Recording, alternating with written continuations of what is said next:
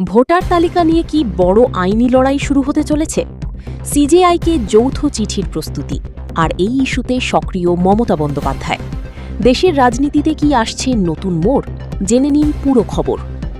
Voter তালিকা এবং নির্বাচন প্রক্রিয়া নিয়ে রাজনৈতিক উত্তাপ আরও বাড়ছে। রাজনৈতিক সূত্রের খবর, আগামী 2 থেকে 3 দিনের মধ্যেই ভোটার তালিকার বিশেষ নিবিড় সংশোধন এবং নির্বাচন প্রক্রিয়ায় অনিয়মের অভিযোগ তুলে ভারতের প্রধান বিচারপতি বা সিজেআইয়ের কাছে একটি যৌথ চিঠি পাঠানোর প্রস্তুতি নিচ্ছে বিরোধী জোট ইন্ডিয়া। সূত্রের দাবি, এই উদ্যোগে কংগ্রেসের পাশাপাশি তৃণমূল কংগ্রেস এবং আম আদমি পার্টিও সমর্থন জানাতে পারে।